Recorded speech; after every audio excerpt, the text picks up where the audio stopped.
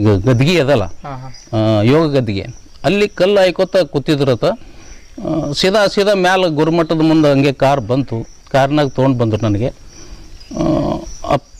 ಅಲ್ಲಿ ಕೂತವ್ರೆಲ್ಲ 100 ಜನ ಕಲ್ಲು ಆಯ್ದವರು ಕಾರ ದೇವ್ರಾಗ ತೊಗೊಂಡು ಹೊಂಟಾರಪ್ಪ, ದೇವ್ರಾಗ ತೊಗೊಂಡು ಹೊಂಟಾರೆ ಅಂದರೆ ಅಪ್ಪ ಅವರು ಕಲ್ಲು ಆಯೋದು ಬಿಟ್ಟು ಎಲ್ಲಿ ಎಲ್ಲಿ ಎಲ್ಲಿ ಎಲ್ಲಿ ಅಂತ ಅಂದು ಅಪ್ಪ ಅವರು ಕಲ್ಲು ಆಯೋದು ಬಿಟ್ಟು ಹಂಗೆ ಅದು ಲುಂಗಿ ಹಿಂಗೆ ಬಾಯ್ದಾಗ ಹಿಡಿದು ಸರ್ ಅವ್ರು ನಡೆದ ಒಂದು ಪದ್ಧತಿ ಇತ್ತು. ಸರ್ ಗುರುಮಠದವರೆಗೆ ನನಗೆ ಎದುರುಗೊಂಡ್ರು ಅವರು.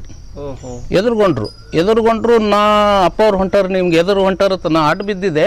ನನ್ನ ಬಳಗೆಲ್ಲ ಅಪ್ಪವ್ರು ಎದುರು ಹೊಂಟಾರ ಅಂದರೆ ಎಕ್ದಮ್ ನನಗೆ ದುಃಖ ಉಮ್ಮಳಿಸು.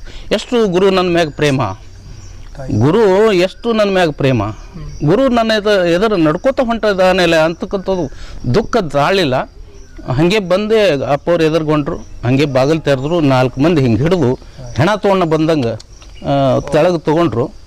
ದುಃಖ ಸಂಭಾಳಿಸಲ ಬಿಟ್ಟೆ ಕಳ್ತಿದ್ದ.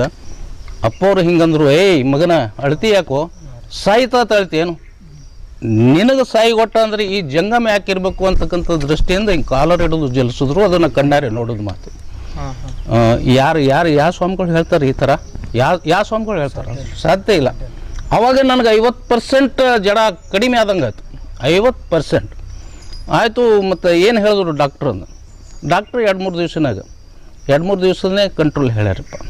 ಹಂಗೆ ಡಿಸ್ಚಾರ್ಜ್ ಬರೆದು ಕೊಟ್ಟನು. ಹೌದ್ರಿಪ್ಪ ಬರೆದು ಕೊಟ್ಟನು, ನಡಿ ಅಂತಂದು ನೀರು ತಗೋ ಅಂದು ನೀರು ತೊಗೊಂಡು ನನ್ನ ಮುಖ ಎಲ್ಲ ತೊಳೆದು, ಕಣ್ಣೀರಾಯ್ತವಲ್ಲ, ಸ್ವತಃ ತಾಯಿ ಹೆಂಗೆ ತೊಳಿತಾಳೆ ಮುಖ ಹಂಗೆ ತೊಳೆದು, ಅಪ್ಪವ್ರ ಮುಖ ನಾನು ತೊಳೆದು ದಾಸೋಗದಲ್ಲಿ ಒಯ್ದು ಈಬತ್ತಿ ತೆಗೆದು 3 ಬಟ್ಟೆ ಹಚ್ಚಿ ಅಂಬ್ಲಿ ತಗೋ ಅಂತ ಹೇಳಿ ಅಂಬ್ಲಿ ತೊಗೊಂಡು ಅಂಬ್ಲಿದೊಳಗೆ ಬಟ್ಟೆ ಎದ್ದು ನನ್ನ ಬಾಯ್ದೊಳಗೆ ಬಟ್ಟೆ ಹಾಕಿ ಚಿಪ್ಸಿದ್ರು. ಒಂದು ಹನಿ ನೀರು ಸುದ್ದನೂ ದಕ್ತಿದ್ದಿಲ್ಲ. ಒಂದು ಹನಿ ನೀರು ಹಾಕಿದ್ರು ಕೂಡ ವಾಂತಿ ಆಗ್ತಿತ್ತು. ಅನ್ನಾರೆ ಕಡಿಗುಳಿತು. ಒಂದು ಹನಿ ನೀರು ಕೊಡೋದನ್ನು ಸಹಿತ ದಕ್ಕಲಾರ್ದಂಥ ಪರಿಸ್ಥಿತಿ ಇತ್ತು. ಅಷ್ಟು ಬಿಲ್ಕುಲ್ ನಾ ಭಿನ್ನಾಗಿದೆ. ಆದ್ರೂ ಕೂಡ ಆ ಥರ ನನಗೆ ರಕ್ಷಣೆ ಮಾಡಿದ್ರು ಮತ್ತು ತಮ್ಮ ಹಸ್ತದಿಂದ ಮುಖ ತೊಳೆದ್ರು, ವಿಭೂತಿ ಹಚ್ಚಿದ್ರು. ನಿನಗೇನು ಆಗ್ಬಿಡಲ್ಲ, ನೀ ಏನು ಕುದಿ ಮಾಡಬೇಡ. ನಮ್ಮ ತಾಯಿ ತಂದೆ ಅವರು ಎಲ್ಲ ಬಳಗನು ಬಂದಿತ್ತು. ಅವ್ರಿಗೆ ಹೇಳಿದ್ರು, ಏನು ಆಗಲ್ಲ ಇವನಿಗೆ, ಡಾಕ್ಟ್ರ್ ಏನೇ ಹೇಳಿ ಅದಕ್ಕೆ ನಾ ಜುಮ್ಮೆದಾರಿ ಇದ್ದೀನಿ. ಇವನು ಹೊತ್ತು ಮುಳುಗತ್ತಾನೆ ಇರಲಿ, ಹೊತ್ತು ಮುಳುಗಿ ಮನೆಗೆ ಒಯ್ಯಿರಿ, ಮತ್ತು ಮುಂಜಾನೆ ತಂದು ಮಟ್ಟಕ್ಕೆ ಬಿಟ್ಟು